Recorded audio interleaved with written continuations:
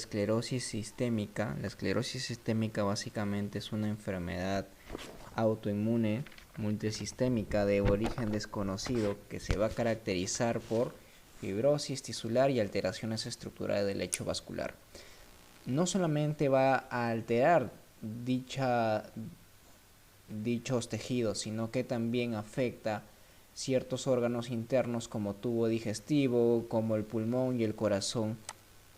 Y en este caso más adelante vamos a explicar por qué son importantes y cuál de ellos es más frecuente en la clasificación que vamos a ver más adelante. Muy bien.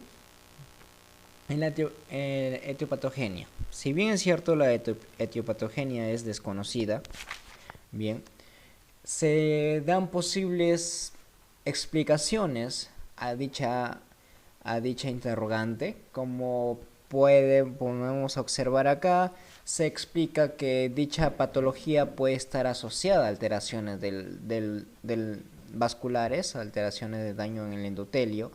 Dicha patología puede estar asociada al trastorno de síntesis de colágeno, generalmente en la esclerodermia, donde hay un engrosamiento del tejido cutáneo y de los tegumentos, y las anomalías inmunológicas que pueden también explicar en este caso dicha enfermedad. Bien, entonces vamos a clasificar. La esclerosis sistémica se va a clasificar tanto en difusa como en limitada. Y ahora bien, ¿cuáles son las características? ¿Cuáles son las diferencias? Bien, veamos. En la difusa vamos a tener un engrosamiento cutáneo simétrico generalizado, es decir, en la mayor parte de nuestro cuerpo, tanto en extremidades, como en el tronco, como en el rostro. Pero en la limitada, como su mismo nombre lo dice, solamente se va a limitar a regiones distales como los dedos, a regiones distales como en este caso las extremidades o como la cara, ¿no? Es importante recordar esto. El fenómeno de Raynaud es un fenómeno característico que más adelante vamos a explicar a qué se refiere. Tanto en la difusa es de aparición reciente, menores de un año, y en la limitada generalmente dicho fenómeno aparece de años de evolución. La afectación visceral en la difusa generalmente es muy observable. Como tenemos acá la afectación más característica de la difusa es la fibrosis pulmonar, que es prácticamente de mal pronóstico. Tenemos crisis en hipertensivas, tenemos afectaciones gastrointestinales y cardíacas. En la limitada tenemos que es tardía, es rara la afectación cardíaca o renal, es menos del 1%, pero la más característica es tanto la afectación esofágica como la hipertensión pulmonar, que es la afectación más frecuente. Y esto generalmente suele preguntarse en los exámenes.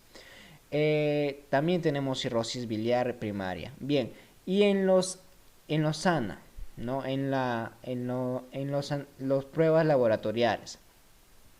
Bien, generalmente la difusa va a estar asociada a una prueba del anticuerpo positivo de la antitopoisomerasa 1. Generalmente es importantísimo recordar esto porque es la que prácticamente caracteriza o diferencia de la limitada.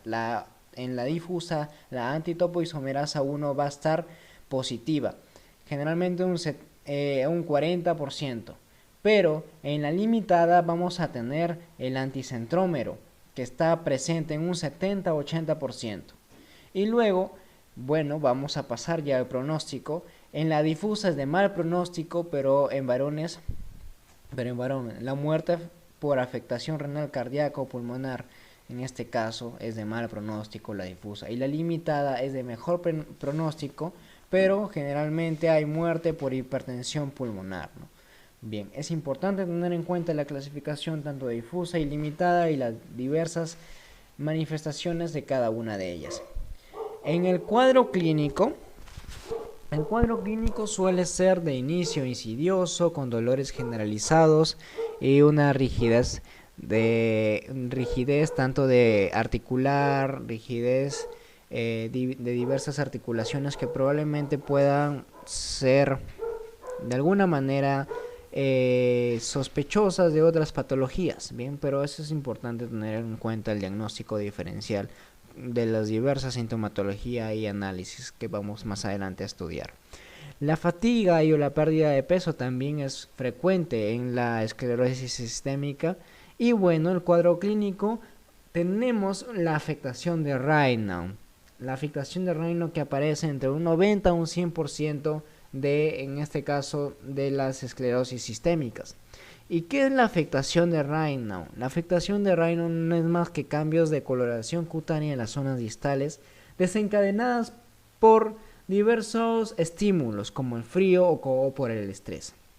Bien, ¿en qué se caracteriza el fenómeno de Raynaud? Lo que pasa es que hay una vasoconstricción anómala de los vasos en las partes distales de las extremidades. Entonces, al inicio vamos a tener una etapa de palidez. ¿Por qué? Porque hay una vasoconstricción de dichos vasos y no va a haber una correcta perfusión a las extremidades y a los tejidos distales de las extremidades.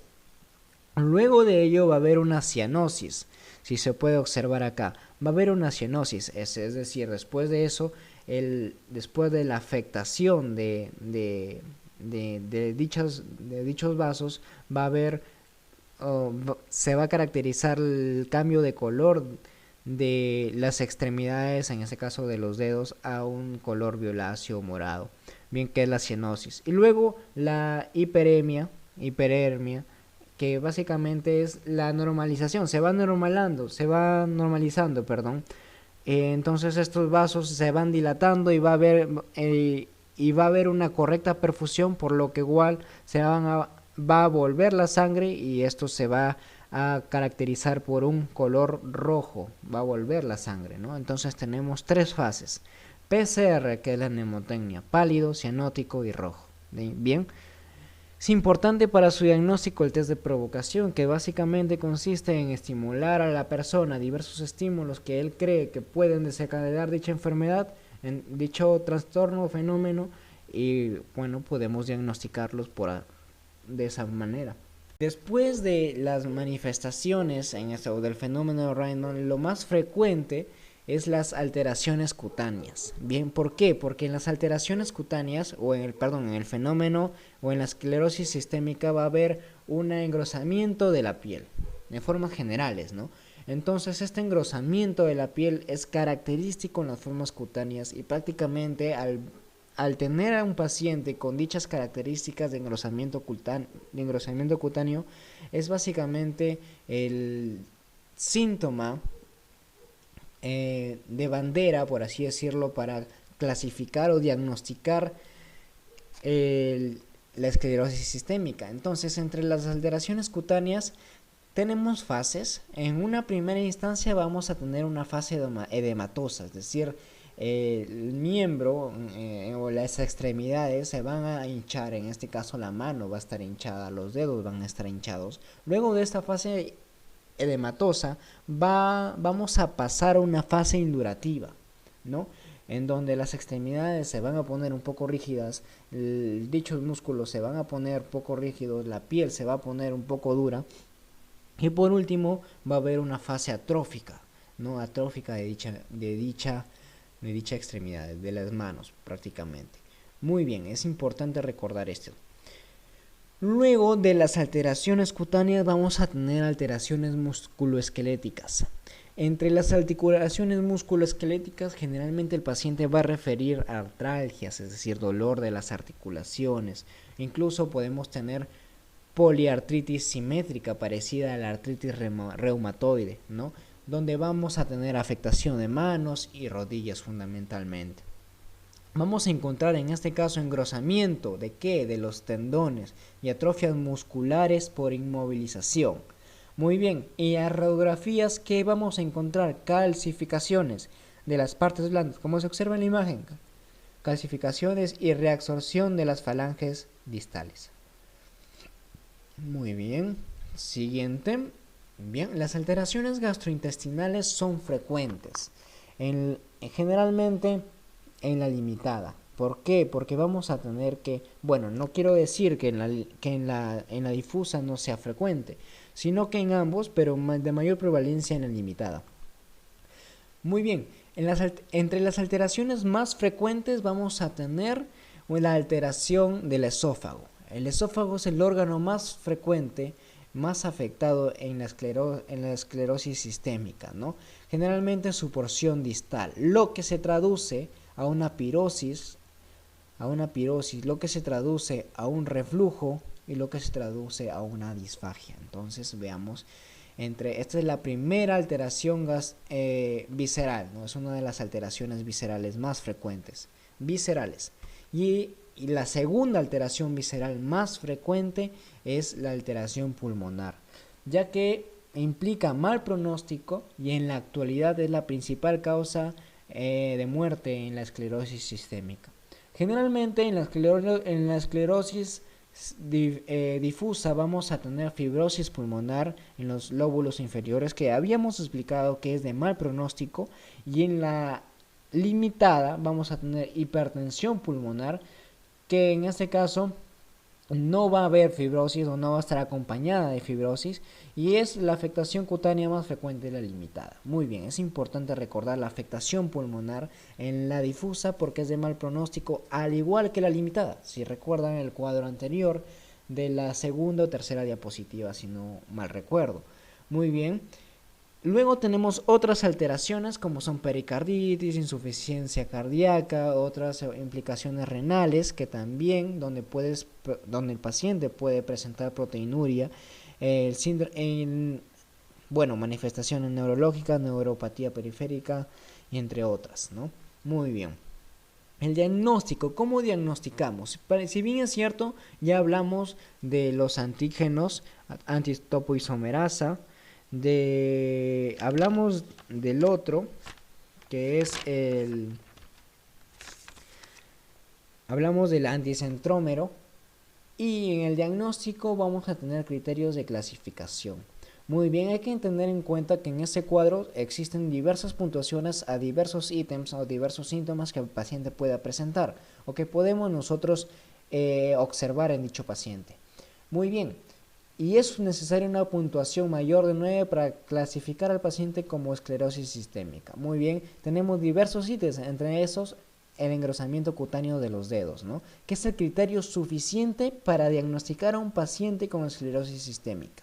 Luego tenemos engrosamiento cutáneo de dedos, ya sea en forma de salchicha, como hemos hablado, la primera causa, que es la forma edematosa, y la esclerodactilia, y de acuerdo a eso vamos a tener una puntuación. Bien, lesiones en el pulpejo de los dedos, ya sea úlceras digitales o lesiones en mordedura de rata. Muy bien, telangiectasias podemos observar en el paciente, al igual que capiloroscopía patológica, hipertensión arterial pulmonar y enfermedad pulmonar intersticial también podemos identificar en el paciente y clasificarlo y sumar puntos, ¿no? Para llegar a un correcto diagnóstico. El fenómeno de Raynaud y alteraciones de anticuerpos relacionados con esclerodermia, como el anticentrómero, que es característico de ¿quién? De la limitada, y la antitopoisomerosa, que es característico de ¿quién? De la difusa. Muy bien, importante tener en cuenta los criterios diagnósticos, sumar la puntuación y bueno, ver si es que el paciente tiene o no esclerosis sistémica. Los datos de laboratorio son muy importantes. Ya hemos hablado que entre el ANA va a ser positivo entre un 85 y un 90%, y dentro de ellos vamos a tener la antitopoisomerasa 1, que es generalmente en la forma difusa prevalece, la anticentrómero en la forma limitada. Muy bien. Y recuerda, bueno, aquí tenemos una mnemotecnia, la esclerodermia difusa se asocia con anticuerpos antitopoisomerasa, para recordar. Bueno, es un plus que tenemos acá.